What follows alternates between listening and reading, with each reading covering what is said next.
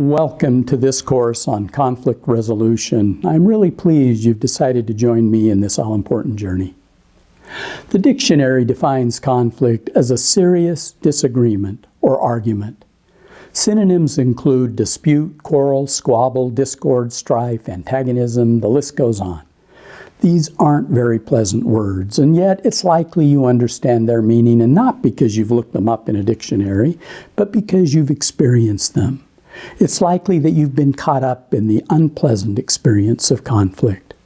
For example, you're not able to sleep due to a neighbor's late-night music or barking dog. You've come up with a good technical solution to a thorny problem, but wonder if there isn't a political agenda that'll prevent you from implementing your recommendations. Your boss wants you to work overtime this weekend, but you've planned an outing with your family.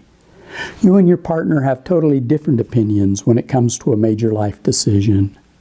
An adult child has returned home and is now living off of you and your spouse, claiming that she hasn't been able to find a good job. This is just a very small sampling of situations that involve conflict, or at least the potential for conflict. Notice a few characteristics of these situations. Our emotions are engaged or aroused. The stakes are high, the outcome is uncertain, and opinions vary. Most of us don't like dealing with these situations. In fact, unresolved conflict is the biggest reason people leave their jobs. It's why family members become alienated, and 50% of all marriages end in divorce. Dealing with conflict is not easy. And yet conflict, at least disagreement, is an inevitable part of life. We know this. We come from different backgrounds. We have distinct personalities and needs and values, perspectives, roles, goals, and priorities inside our organizations, all of which set us up to experience disagreements, if not outright conflict. So the question isn't whether or not you'll experience conflict. The question is how you will handle it. And unfortunately, we have very little training in how to manage conflict. My experience professionally tells me that many of our natural tendencies during conflict are harmful. They make things worse, in other words, rather than better. Some people, when facing conflict, go into an aggressive and fight mode. Others run emotionally and resort to silence or accommodation. Still others simply distract and avoid. These tendencies are common, and yet they make conflict worse in the long run. I'm going to suggest that many of the most successful people you and I know in any walk of life are good at handling conflict.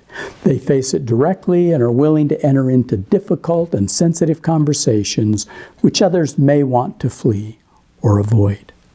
They can do this because they understand the dynamics of conflict and how to create safe and trusting conditions that will open up communication and lead to positive, even amazing outcomes. That's what you're going to learn in this course, and as you learn this, you're growing in your social and emotional intelligence. My name is Roger K. Allen. I'm a psychologist, author, executive coach, and business consultant with many years of helping people work through conflict, both in their personal lives and on the job. I've helped hundreds of couples, business partners, executives, department managers, and employees work through difficult conflicts to create healthy, harmonious relationships. And I've taught many of these methods to other trainers and consultants around the world. It's my intent to give you the awareness and skills necessary to face and to handle conflict, difficult conversations. And as you learn and apply these skills, you'll still have differences of opinion, you'll still have disagreements, but you'll be able to navigate them with greater confidence and skill. Here's what you'll take away from this course: how to prevent a disagreement from becoming unhealthy conflict, 4 core communication styles and your personal style, your own readiness to use the skills required for resolving conflict, the mindset, confidence, and personal skills to facilitate conflict resolution, a framework and process for entering into difficult conversations and resolving conflict, how to diffuse conflict and turn it into constructive conversation, how to negotiate win-win outcomes.